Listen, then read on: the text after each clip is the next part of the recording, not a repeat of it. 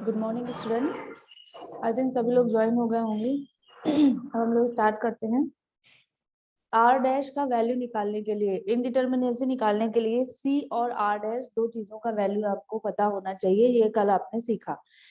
सी का वैल्यू तो कट है, जितने कट आप लगाएंगे उसको ना एक फ्री ट्री लाइक स्ट्रक्चर बनाने के लिए, तो वो कट तो आप जस्ट काउंट करके निकाल सकते हैं। आर डैश का वैल्यू के लिए कुछ रूल्स एंड रेगुलेशंस है, क्योंकि आर डैश पूरी तरह से इंड कंडीशंस पे डिपेंड करता है। तो कल मैंने एक एग्जांपल छोटा सा दिया था, आज हम लोग उसी चीज को एक्सप्लेनेटरी फॉर्म में पढ़ेंगे। तो देखिए, हमें क्या करना होता है, हमें कन्वर्ट करना होता है।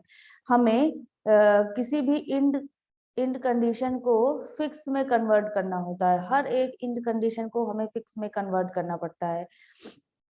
ये देखिए, अगर अलग अलग अभी लगभग सभी पॉसिबल केसेस आप लोग सीखेंगे। तो पहला केस हम लोग लेते हैं, अगर इंड जो है वो हिंज है। तो अगर हिंज है तो उसमें लगने वाले रिएक्शंस कौन कौन से होंगे, जरा वो देख लेते हैं। लगने वाले रिएक्शंस होंगे, एक वर्टिकल लगेगा, एक हॉरिजॉन्टल लगेगा। तो एक हॉरिजॉन्टल एक वर्टिकल, दो लगे हुए हैं। ठीक है। अब क्या है कि अगर इस हिंज को फिक्स में कन्वर्ट करना है तो हमें टोटल 3 रिएक्शन चाहिए, 3 तरीके के रिएक्शन चाहिए। एक हॉरिजॉन्टल, एक वर्टिकल और एक चाहिए मोमेंट। डायरेक्शन अभी आप डायरेक्शन के पीछे मत डालिए, अभी सिर्फ आप काउंट के बारे में देखिए कि काउंट क्या है। तो देखिए, यहाँ पर अवेलेबल रिएक्शंस या अवेलेबल अननोन्स हैं 2, और जब हम उसे फिक्स में कन्वर्ट करते हैं तो हमें 3 अननोन्स चाहिए होते हैं। तो अगर हमें हिंज को फिक्स में कन्वर्ट करना है तो हमें एक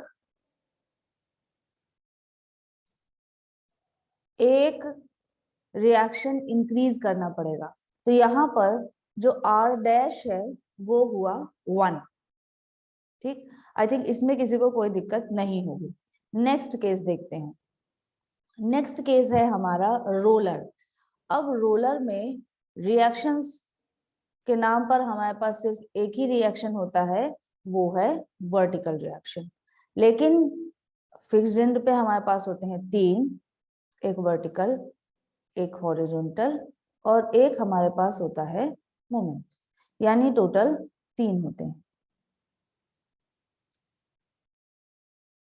यहाँ पर अवेलेबल अननोन है 1, यहाँ पर अवेलेबल अननोन है 3। तो यानी हमें +2 दो रिएक्शंस या 2 अननोन्स बढ़ाने होंगे रोलर को फिक्स में कन्वर्ट करने के लिए। तो यानी यहाँ पर आर डैश होगा +2, आर डैश होगा 2। ये दो चीजें तो आपने लगभग, मैंने जल्दी जल्दी में कल आप लोगों को बताया था। ये जो पूरा केस मैंने आपको बताया ये था 2D के लिए, 2 डायमेंशनल केसेस के लिए था। अगर यही चीज हम लोग 3D के लिए देखेंगे तो क्या इफेक्ट पड़ेगा? तो ये इफेक्ट पड़ेगा। अब अगर हम लोग यही चीज 3D के लिए देखेंगे तो क्या इफेक्ट पड़ेगा? यहाँ पर अवेलेबल रिएक्शंस होंगे। अब जो चीज रेड से आएगी वो 3D के लिए है। यहाँ पर अवेलेबल रिएक्शंस यानी हिंज में अवेलेबल रिएक्शंस या अननोन्स होंगे 3, और फिक्स पर अननोन्स होंगे 3 रिएक्शंस 3 मूवमेंट यानी 6।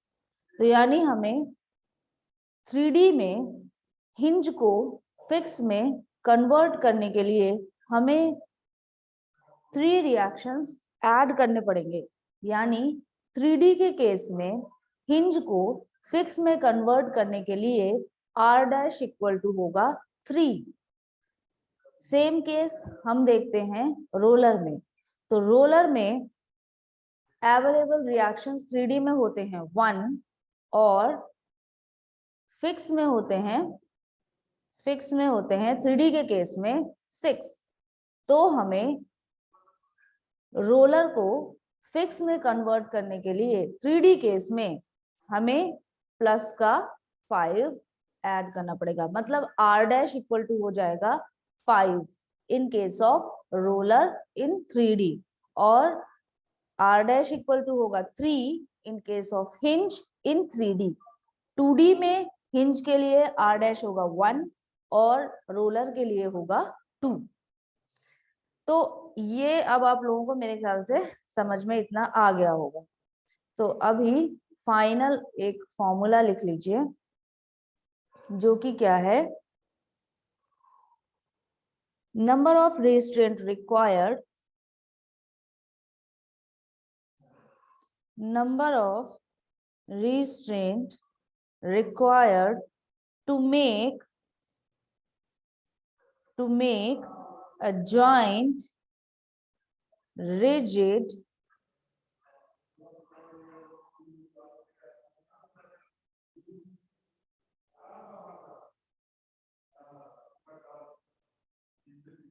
rigid equal to number of support reactions, number of support reactions for fixed support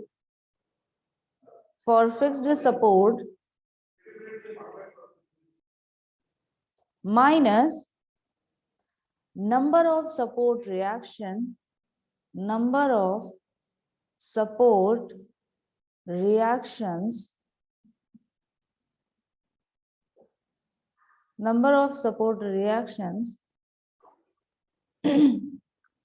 of actual support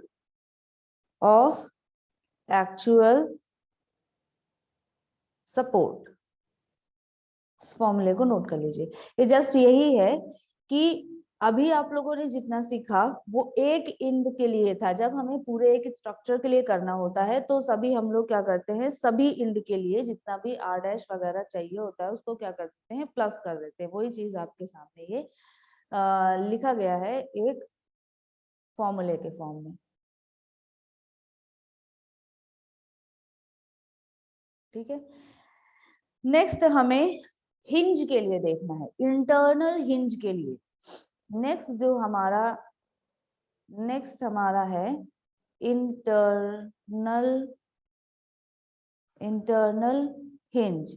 जो अभी तक आप लोगों ने देखे ये सपोर्ट सपोर्ट कंडीशन से। इंटरनल हिंज होता क्या है, ये देखिए, मान लीजिए आपको कुछ ऐसा एक वो दिया गया है, एक ऐसा सिंबल बना हुआ है, ऐसा, ये एक मेंबर है और इस मेंबर के बीच में ऐसे हिंज दिया गया है, इंटरनल हिंज बोलते हैं इसको। तो ये इस तरह होता है कि ये एक स्पान अलग है, ये एक स्पान अलग है और ये दोनों कनेक्टेड हैं इंटरनल हिंज से। ठीक है, तो ये एक्सटर्नल हिंज की तरह, हिंज सपोर्ट की तरह ये बिहेव नहीं करता है। ठीक है, हिंज सपोर्ट की तरह बिहेव नहीं करता है, और ना ही इंडिटर्मिनेसी में इसको हिंज सपोर्ट की तरह हिंज सपोर्ट की तरह ट्रीट किया जाता है। ये इंटरनल हिंज है, इसको अलग तरीके से ट्रीट किया जाता है। तो अगर ऐसा आता है तो इसे भी हमें किस में कन्वर्ट करना है, फिक्स में कन्वर्ट करना है। तो जब फिक्स में कन्वर्ट करना है तो फिर हमें फिर से इसमें लगने वाले रिएक्शंस और ये सब देखने होंगे। फिक्स में रिएक्शंस होते हैं 3, 2 रिएक्शंस होते हैं, 2D की बात बोल रहे हैं हम। 2D में रिएक्शंस होते हैं 3, एक हॉरिजॉन्टल, एक वर्टिकल और एक होता है मोमेंट। कोई भी डायरेक्शन लीजिए, डजंट मैटर, अभी के लिए डजंट मैटर। तो जो यहाँ पर टोटल अवेलेबल रिएक्शंस होने चाहिए 2D के लिए चल रहा है ये 3, मैं लिख भी देती हूँ यहाँ पर 2D के लिए। ठीक है, अब जरा हम लोग हिंज को देखते हैं। अगर हम लोग हिंज के पास से कट करेंगे, यहां से हमने कट किया, तब क्या होगा?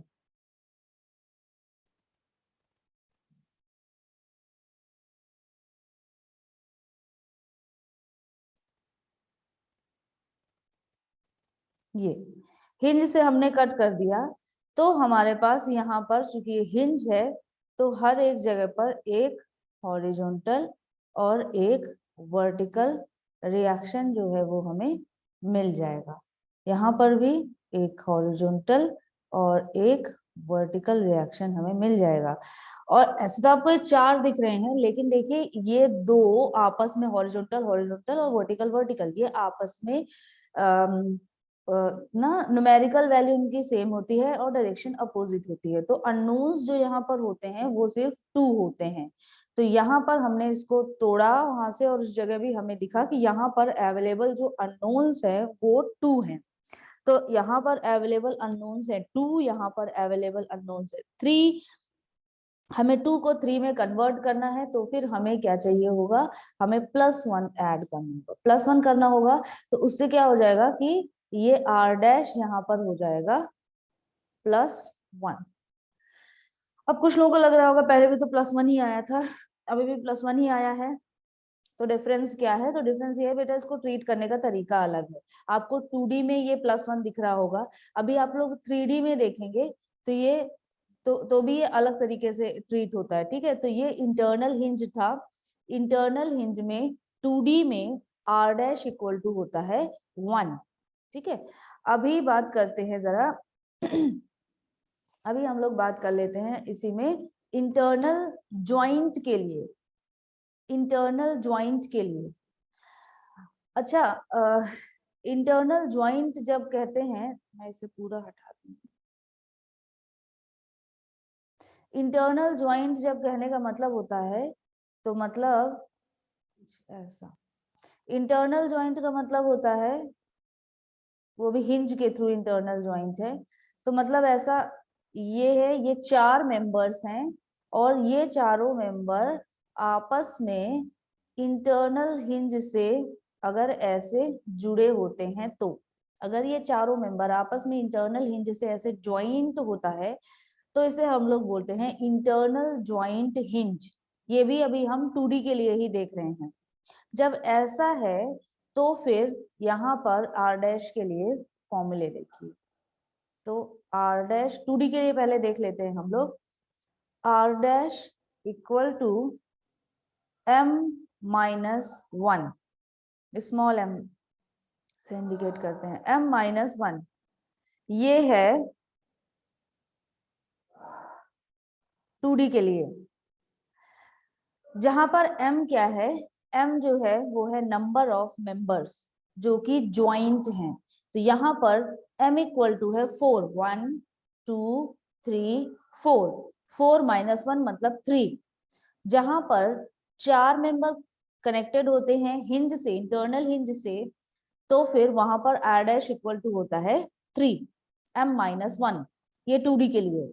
सेम केस 3D के लिए देखिए, अगर यही चीज हमें ये बोला जाता कि ये है 3D में, तो 3D में हो जाता r dash equal to 3 into m-1 in case of 3D। ठीक है, तो m यहाँ पर भी क्या है? नंबर ऑफ मेंबर्स जो कि ज्वाइंटेड हैं। तो यहाँ पर इसी सेट के लिए m इक्वल टू हो जाएगा 4, 4 - 1 मतलब 3, 3 3 9 हो जाएगा।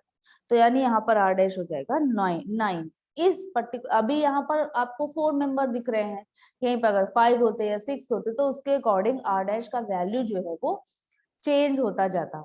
जैसे कि अगर मान लीजिए कई कई जुड़े हुए हैं, हम मान लेते हैं ये 2 मेंबर, ये 3 4 मेंबर, ये और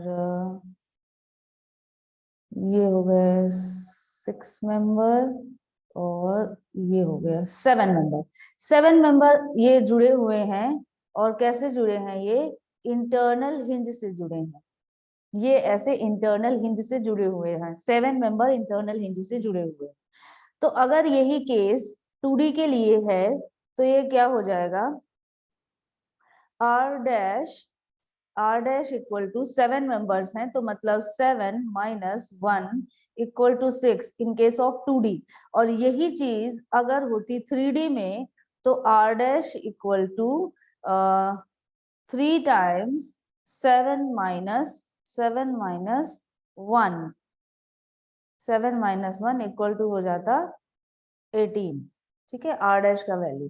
तो अगर इंटरनल हिंज है तो वो दो तरीके से हो सकता है, या तो वो ज्वाइंट पे होगा, मतलब कई सारे मेंबर्स कनेक्टेड होंगे, 2 से ज्यादा मेंबर्स कनेक्टेड होंगे, तो इस तरह भी हम लोग निकाल सकते हैं, अदरवाइज वैसे भी। ठीक है, उसमें भी अगर आप लगाएंगे तो देखिए 2 माइनस 1 मतलब 1। ठीक है, तो उसमें भी यही चीज मतलब अप्लाई कर सकते हैं। तो आर डैश के लिए general formula hinge, internal hinge के लिए यही है, m-1 in case of 2D, और इन केस ऑफ 3D के लिए 3 टाइम्स m-1। नेक्स्ट हम लोग केस देख लेते हैं। ये सब केसेस जितने मैंने अभी तक डिस्कस किए, इसके एग्जांपल्स आप लोगों को दिखेंगे, मैं कराऊंगी इसके एग्जांपल्स आपको। नेक्स्ट जो केस है वो जरा देख लेते हैं। आपको सपोर्ट कुछ ऐसा भी दे सकता है, एक ये स्पान है और दूसरा स्पान है ऐसा, और ये दोनों बीच में कनेक्टेड हैं एक ऐसे रोलर से, ऐसे। ऐसा भी आपको देखने को मिल सकता है स्ट्रक्चर में। तो जब ऐसा सपोर्ट है तो देखिए इसमें नंबर ऑफ रिएक्शंस या नंबर ऑफ रिस्ट्रेंट, मतलब इसमें जो अवेलेबल नंबर ऑफ रिएक्शन है वो सिर्फ 1 है। ये दोनों मेंबर हॉरिजॉन्टल मूव नहीं कर सकते हैं, सॉरी वर्टिकल मूव नहीं कर सकते हैं, बाकी ये हॉरिजॉन्टल मूव कर सकते हैं, इसमें एंगल भी क्रिएट हो सकता है। तो यानी इसमें सिर्फ रिएक्शन है एक, और अगर हमें इसको फिक्स में कन्वर्ट करना है तो हमें 3 रिस्ट्रेंट देने होंगे। तो यानी हमें कन्वर्ट करना है 1 से 3 में, हमें कन्वर्ट करना है 1 से, इधर क्या है नंबर ऑफ रिस्ट्रेंट है 1, और हमें इसको कन्वर्ट करना है आगे किसमें, 3 में। तो नंबर ऑफ रिस्ट्रेंट जो हमें ऐड करने होंगे वो कितना होगा, प्लस का 2 होगा, यानी R dash equal to plus का 2। ये एक केस आपको मिल सकता है, और भी केसेस मिल सकते हैं, देखते हैं। मान लीजिए ये एक स्पान है और ये एक स्पान है, और ये कैसे कनेक्टेड हैं, कुछ ऐसे।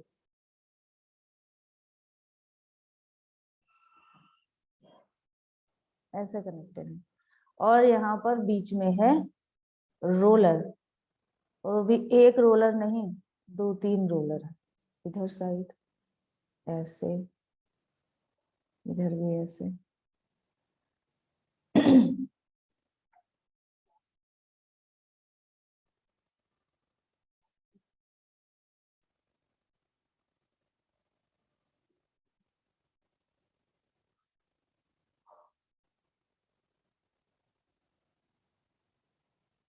अगर ऐसा स्ट्रक्चर आपको दिया गया है जिसमें से 2 स्पान जो है वो इस तरीके के कंबाइंड जॉइंट से कनेक्टेड हैं, तब ऐसी सिचुएशन में क्या है कि देखिए चूंकि रोलर हैं इसलिए डेफिनेटली ये वर्टिकल रिएक्शन तो दे ही रहे हैं, लेकिन इसमें अगर आप इन स्पान को ऐसे हॉरिजॉन्टली मूव कराएंगे तो ये मूव करने के लिए फ्री है, मतलब इसमें हॉरिजॉन्टल रिस्ट्रेंट नहीं है, पहली चीज। दूसरी चीज ये देखिए कि इसमें थीटा पॉसिबल नहीं है, मतलब इसमें मोमेंट, ऑलरेडी मोमेंट के लिए रिस्ट्रेन है, 2-3 ऐसे हैं, आगे आगे बढ़ते चले जाएंगे तो ये ना थीटा नहीं क्रिएट कर पाएंगे। तो इसलिए मतलब इसमें मोमेंट अवेलेबल है, मोमेंट के लिए रिस्ट्रेंट अवेलेबल है। तो यहाँ पर जो अवेलेबल रिस्ट्रेंट, यहाँ पर जो अवेलेबल रिस्ट्रेंट हैं, मतलब अवेलेबल रिएक्शंस जो अवेलेबल हैं वो हैं 2। एक तो वर्टिकल रिएक्शन के लिए रिस्टेंट अवेलेबल है, दूसरी चीज ना थीटा के लिए भी अवेलेबल है, यानी मोमेंट अवेलेबल है। तो हमें 2 से 3 में पहुंचना है, तो यानी हमें सिर्फ रिस्ट्रेंट ऐड करना पड़ेगा 1। तो इस तरीके के केस के लिए रिस्ट्रेंट होता है 1। एक लास्ट केस और देख लेते हैं। अगर कुछ ऐसे भी दिया जा सकता है आपको, ऐसा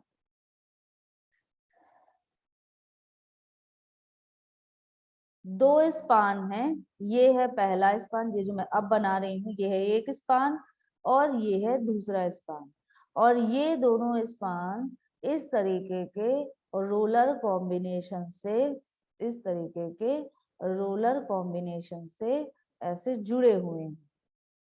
अगर ऐसा तरीके का स्ट्रक्चर आपके सामने है तो देखिए क्या इसमें अगेन मूवमेंट के लिए इसमें ऑलरेडी रिस्ट्रेंट अवेलेबल है, पहली चीज। दूसरी चीज इसमें देखिए चूंकि रोलर है इसलिए एक, अब चूंकि इसके परपेंडिकुलर मतलब इस डायरेक्शन में ये मूव नहीं कर सकता है, ठीक है, तो इधर भी अवेलेबल, यानी इसमें भी दो रिस्ट्रेंट अवेलेबल हैं। ये वर्टिकली मूव करने के लिए फ्री है, मतलब एक वर्टिकल रिस्ट्रेंट है जो इसमें नहीं है, तो फिक्स में कन्वर्ट करने के लिए वही वर्टिकल रिस्ट्रेंट ऐड करना पड़ेगा। मतलब यहाँ पर जो अवेलेबल जो मतलब कितना एक्स्ट्रा आर डैश जो होगा वो होगा प्लस का 1, मतलब इसमें 2 ऑलरेडी अवेलेबल हैं और हमें 3 ऐड करना पड़े, 3 हमें चाहिए होता है, तो यानी प्लस का 1। इतना रूल्स रेगुलेशंस है जो आप लोगों को मतलब पता होना चाहिए। अब हम इसके बाद शुरू करते हैं कुछ ना प्रैक्टिस करते हैं। तो देखिए एकदम सिंपल केस से स्टार्ट करते हैं हम। एकदम सिंपल केस, ये एक फ्रेम के लिए हम लोगों ने ये सारे रूल्स देखे हैं, तो हम फ्रेम ही शुरू करेंगे। ये जो एक फ्रेम है ये मैंने आपके सामने ऐसे लगा दिया, एक फ्रेम है और ये है हमारा एक फिक्स। चलिए इसको सॉल्व करिए आप लोग, इसकी इंडिटर्मिनेसी बताइए, इसकी इंडिटर्मिनेसी आप लोग बताइए, कैलकुलेट करिए। दोनों हैं फिक्स्ड इन है, डिटर्मिनेट है, इनडिटर्मिनेट है, क्या है सब बताइए। आपको कैलकुलेट करना है external static indeterminacy, internal static indeterminacy और टोटल स्टैटिक इंडिटर्मिनेसी। लिख देती हूँ, फाइंड आउट करिए और बताइए सॉल्व करके। डीएसई फाइंड आउट करना है, डीएसआई फाइंड आउट करना है और डीएस फाइंड आउट करना है। फाइंड आउट करिए और बताइए, सॉल्व करिए इसे।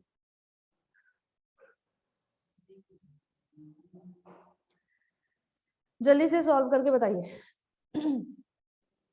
सबसे पहले तो इसमें आप डीएसई कैलकुलेट करेंगे, जल्दी करिए, मैं आप लोगों को 1 मिनट का टाइम दे रही हूँ, जल्दी से करके बताइए।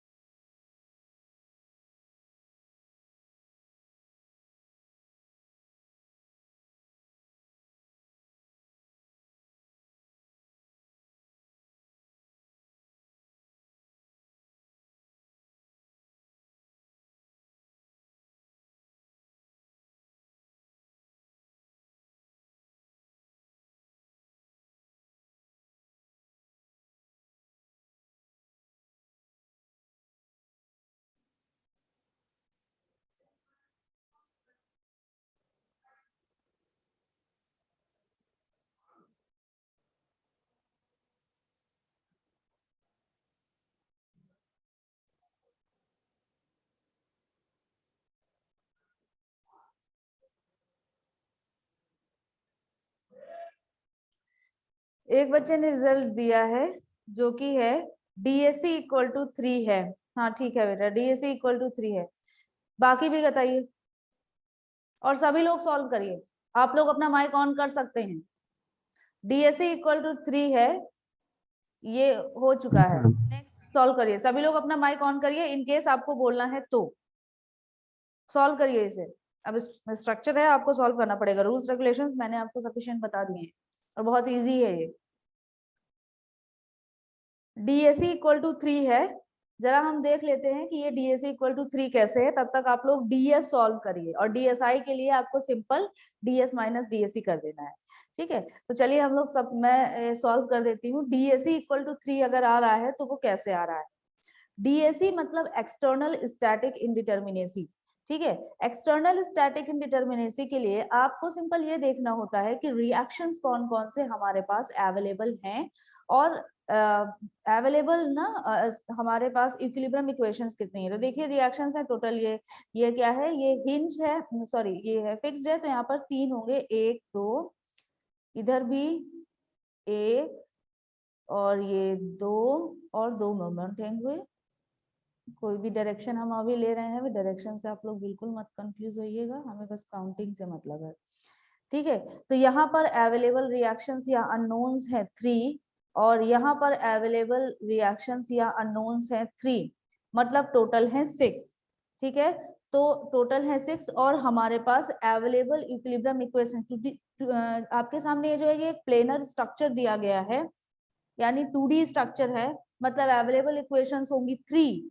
ठीक है, तो अब हमें क्या करना है, सिंपल डीएसई फॉर्मूला आपको लिखना पड़ेगा, पूरा आप लोग फॉर्मूला लिखिएगा। जो फॉर्मूला मैंने लिखाया है कि total reactions minus number of available number of equilibrium equations. ठीक है, तो टोटल रिएक्शंस है यहाँ पर 3 प्लस 3, और नंबर ऑफ इक्विलिब्रियम इक्वेशंस है 3, मतलब कि 3। ठीक है, इतना तो हो गया, ये हो गया आपका क्या, एक्सटर्नल स्टैटिक इंडिटर्मिनेसी, एक आंसर हो गया। अब आपको कैलकुलेट करना है सिंपल डीएस, क्योंकि डीएसआई जो है वो डायरेक्ट रिजल्ट देता है। कुछ बच्चों का डीएसआई इक्वल टू -2 आ रहा है और डीएस इक्वल टू 1 आ रहा है, जो कि गलत है। एक बच्चे ने बताया है डीएसआई इक्वल टू 0 है। हाँ ठीक है, डीएसआई इक्वल टू 0 है, लेकिन उससे पहले आपको ये बताना है कि डीएस इक्वल टू कितना है, क्योंकि डीएसआई तो डायरेक्ट ना कैलकुलेट होती है उससे। डीएस इसके बाद जो रिजल्ट हमें मिलेगा ना, वो डीएस इक्वल टू क्या मिलेगा, डीएस इक्वल टू बताइए, डीएस इक्वल टू कैसे निकालेंगे। फॉर्मूला तो हमारे पास बचता नहीं है ज्यादा, चलिए डीएस इक्वल टू चूंकि ये 2D है, मतलब 3C माइनस आर डैश, ये फॉर्मूला हम यूज करेंगे। अभी नंबर ऑफ कट्स कितना चाहिए ये देख लेते हैं। तो देखिए, इसे फ्री स्ट्रक्चर बनाने के लिए हमें सिर्फ एक कट की जरूरत है। यहाँ से एक कट लगाएंगे तो ये एक फ्री ट्री लाइक स्ट्रक्चर हो जाएगा, ये भी एक फ्री ट्री लाइक स्ट्रक्चर हो जाएगा। तो मतलब हमें सी का वैल्यू मिल गया, वो है 1। आर डैश का वैल्यू देखते हैं, तो आर डैश का वैल्यू हमें क्या करना होता है, फिक्स बनाने होते हैं। तो देखिए ये भी फिक्स है और ये भी फिक्स है, मतलब आर डैश का वैल्यू है यहाँ पर 0। ठीक है, तो डीएस इक्वल टू क्या हो जाएगा, 3 इंटू 1 माइनस 0 इक्वल टू हो जाएगा क्या, 3।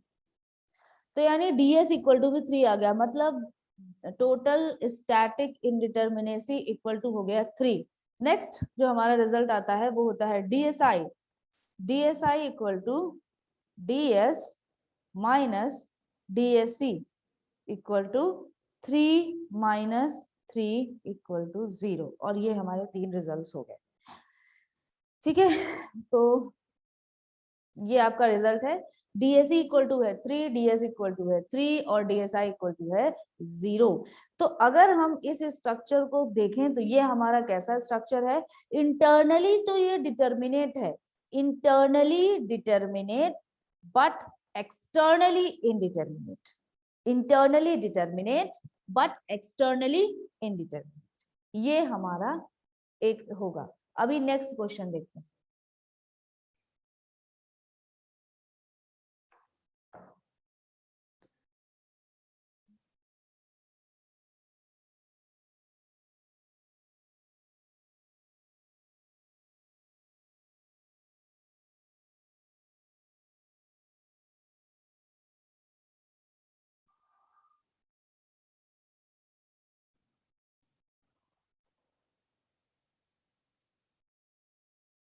ये जितना भी अभी हम लोग सीख रहे हैं ये फ्रेम्स के लिए स्टैटिक इंडिटरमिनेसी सीख रहे हैं।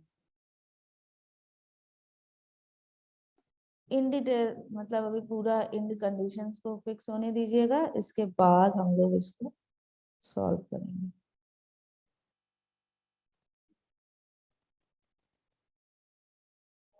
एक इंड है फिक्स, दूसरा इंड है हिंज और एक इंटरनल हिंज भी है।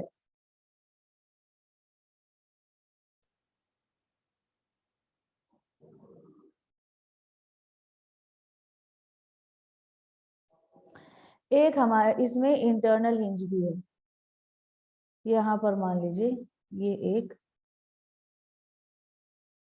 ये ये एक हमारा इंटरनल हिंज है। सॉल्व करिए इसको। इसका भी हमें वही तीन चीज बताना है, total static indeterminacy, external static indeterminacy, internal static indeterminacy क्या है, यही फाइंड आउट करना है। फाइंड आउट करिए। सबसे पहले जो हम लोग फाइंड आउट करते हैं वो होता है एक्सटर्नल स्टैटिक इंडिटरमिनेसी। जल्दी फाइंड आउट करिए, टाइम नहीं है बेटा, जल्दी। सबको ये बताइए कि डीएसी इक्वल टू कितना आएगा इसमें, एक्सटर्नल स्टैटिक इंडिटरमिनेसी।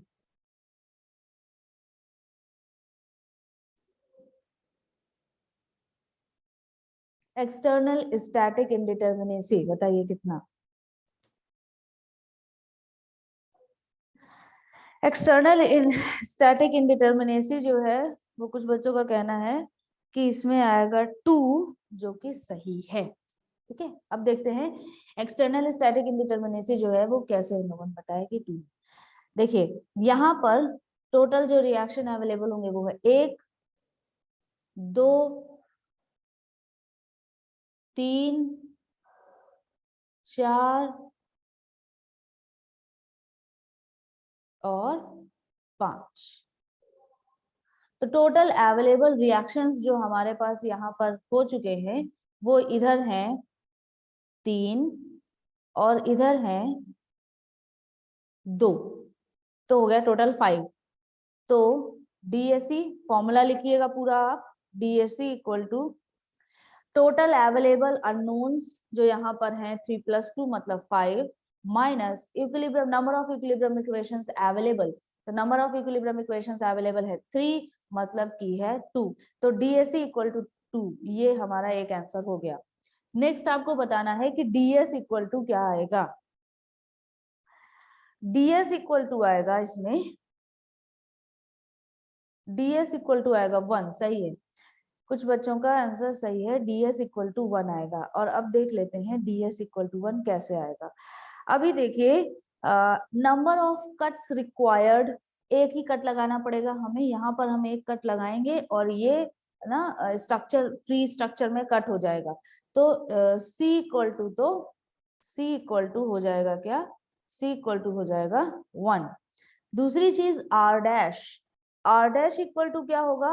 अभी देखिए सबसे पहले तो यहाँ पर एक है हिंज, इस हिंज की वजह से, इस हिंज की वजह से जो आर डैश होगा, R dash due to hinge, R dash due to hinge, R dash into hinge equal to, ये डी जल्दी जल्दी गड़बड़ हो रहा है। आर डैश हिंज की वजह से जो आर डैश होगा वो क्या होगा, m-1 मतलब 2 - 1 मतलब 1।